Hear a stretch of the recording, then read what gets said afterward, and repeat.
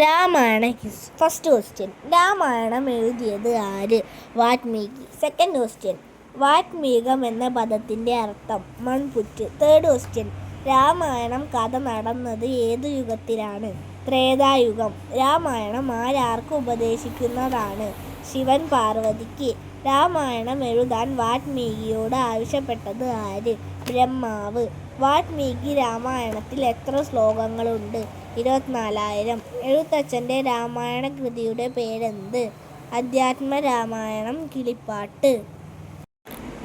തമിഴിലുണ്ടായ രാമായണ കൃതി ഏത്?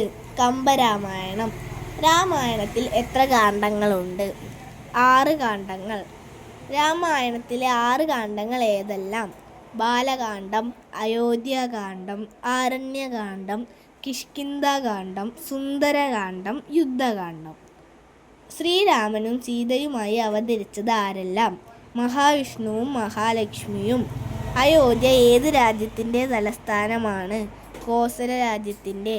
കോസല രാജ്യം ഏത് നദിയുടെ തീരത്താണ്? സരയൂ നദി. ദശരഥൻ ഏത് വംശത്തിൽ പരമ്പരയിൽ ഉൾപ്പെടുന്നു? മനുവംശത്തിൻ്റെ പരമ്പരയിൽ.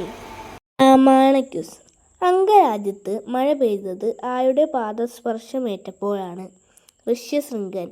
ദശരഥ മഹാരാജാവിൻ്റെ ഭാര്യമാരാരെല്ലാം?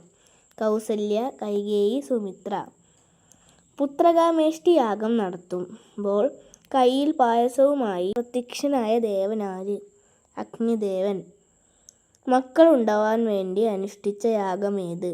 പുത്രകാമേഷ്ടി. അയോധ്യയുടെ കുലഗുരു ആര്? വസിഷ്ഠൻ. ശ്രീരാമൻ്റെ ജന്മനക്ഷത്രം ഏത്? പുണർദം. ശ്രീരാമൻ ജനക രാജധാനിയിൽ വെച്ച് ഒടിച്ച വില്ലിൻ്റെ പേരെന്ത്? ത്രയംബകം.